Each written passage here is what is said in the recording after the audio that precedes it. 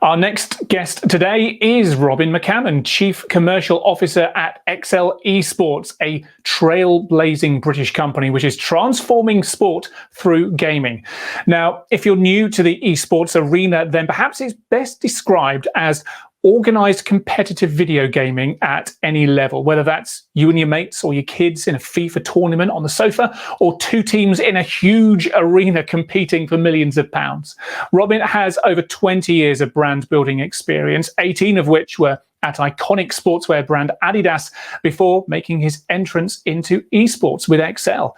And he joins us now to share how he's helped Excel marry its innovative culture with a more structured planning process. Robin, thank you very much indeed for joining us today. So Robin, esports, massive success stories, transforming sports, gaming. I guess by its nature, it's very competitive though. So how do you at Excel try to lead the way? How do you try and stay fresh and on the front foot in an industry that's clearly developing very, very rapidly? Absolutely, it's a great question. Thanks for having me on. First of all, I think what's important is at all times for us to take a step back from what our daily business is. You know, we're in the gaming industry, we're in professional esports, but we also push out a lot of content, a lot of marketing, and naturally have to remain commercially minded. But it's ultimately, you know, beyond what that is. It's about shifting focus to what the duties are that we have also as a professional organization, ensuring our brand resonates with our audience, how we speak to our community, and bring them along for our journey. So it's that constant engagement, and you know, ultimately around how we transform and stay ahead of the game. Being fresh, relevant, and so forth is absolutely key for us. So, you know, we need to understand what those new opportunities are. There's game titles rising at all times. It's interacting and listening to our community, to our fan base, getting their feedback. You know, we need to listen to what mistakes we make. That's very, very clear, and ultimately they are deciders for us as well in this regard. And being a step ahead. A great example of understanding this game titles and so forth is the creation of our chief gaming officer role, our co-founder who sits in that role.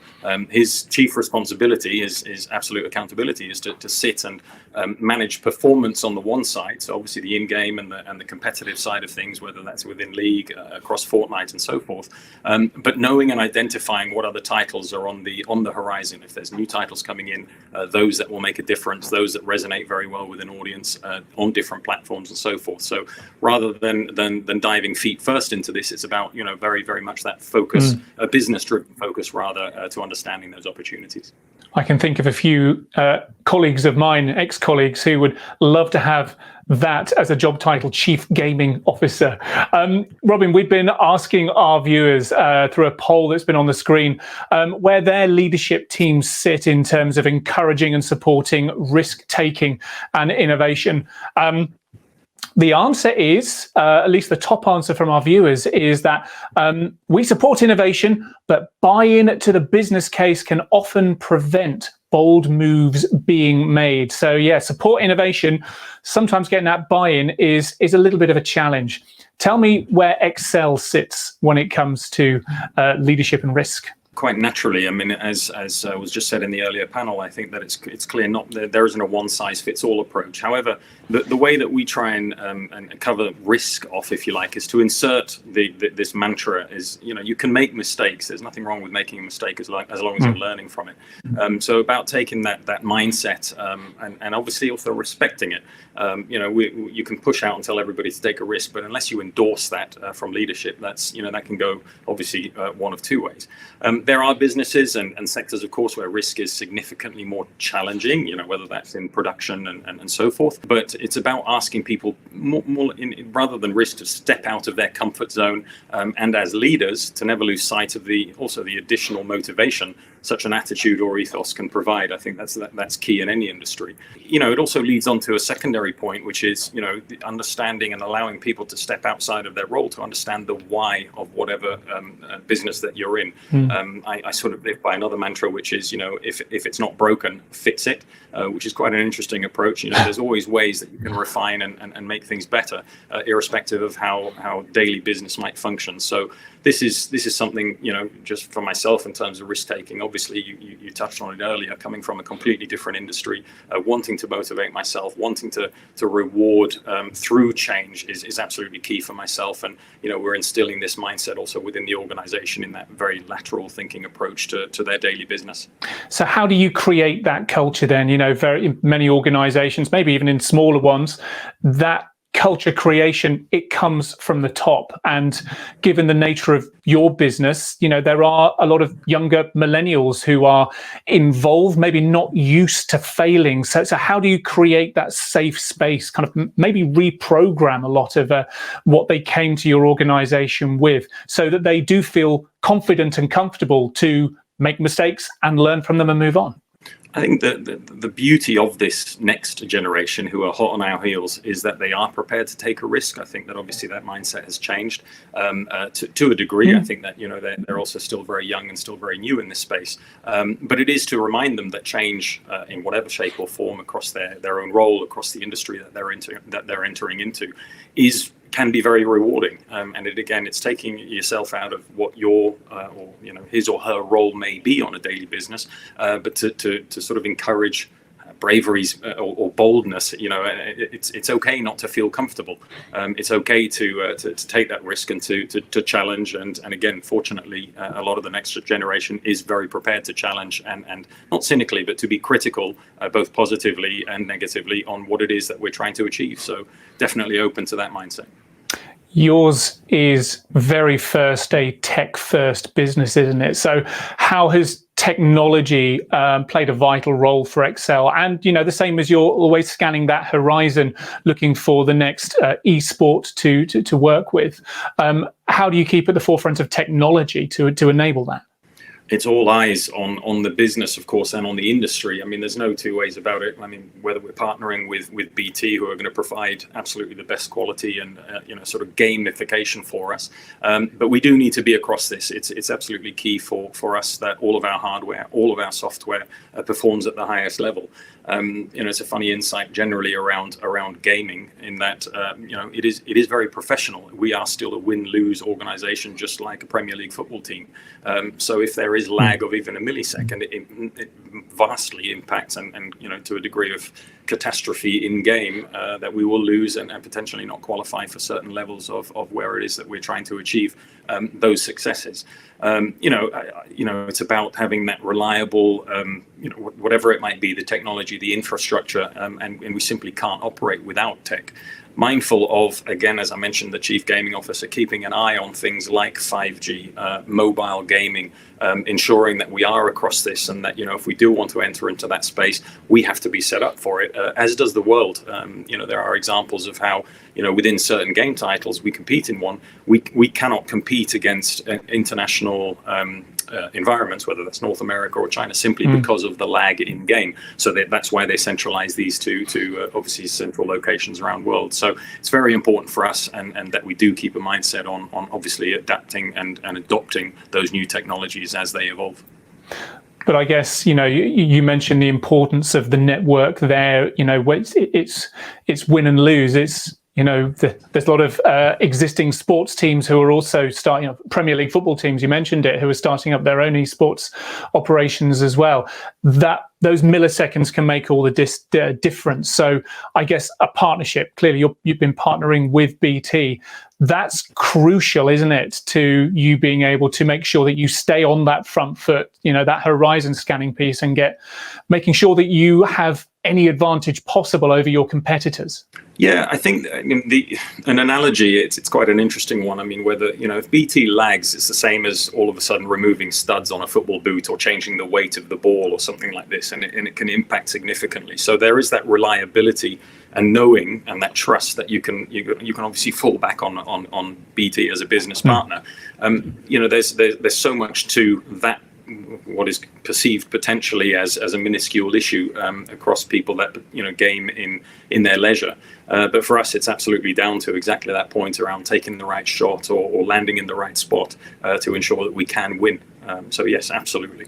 Finally, what are the three top tips that you would give to larger organizations who may be watching today to help them accelerate their digital transformation journeys? Because you've got experience of both worlds in a way, the kind of startup culture, I guess. Maybe that's doing it a disservice, but also with a very, very large organization like Adidas. What can you share with the large organizations, having worked with a dynamic, agile XL Esports? Well, fortunately, again, using Adidas as the example, it was whilst there were processes in place that took some time. That it wasn't so much the oil tanker versus the speedboat. So there were definitely quick decisions that could be taken. However, as I entered into the unbelievably quick and dynamic world of XL and gaming, it was very, very clear that you do need, again, to embrace and adopt that risk-taking mindset. So for me, how to say it nicely, fail fast, and then move on. And obviously learn from it. Don't be afraid to make those changes and be bold about those decisions. And again, learn from mistakes, because you're not going to learn any other way than making mistakes, as far as I'm concerned. The second would be, and this is very core also to our community and to our fan base, and obviously translates very clearly across all businesses. It's about maintaining that very, very close relationship with your customer, your consumer. Put yourself, flip the script, if you like, and put yourself in your partners or your consumers' shoes, and understand what it is that they are trying to achieve. Working with BT, great example, where we want to know how we can add value to BT beyond saying, it's our benefit because BT are coming on board and this is what we're going to get. It's absolutely essential for us to ensure that we're speaking the same language to BT's consumer, to those that take the products or obviously the services of a partner of ours, and turn those into something that we can add value to. So that's absolutely core. And then finally, we obviously work with structure. There may be cliches around the gaming space, but clearly we are a professional organization and we work with project plans. There's always a North Star, what we want to achieve commercially, but from a marketing point of view, content driven and so forth. So in that sense, it's really about ensuring that those short-term milestones on a quarterly basis are put into play, following that whole objective and key results setting mindset, to ultimately lead to the bigger or the successful conclusions of those bigger, bolder plans that we do have for the future of XL.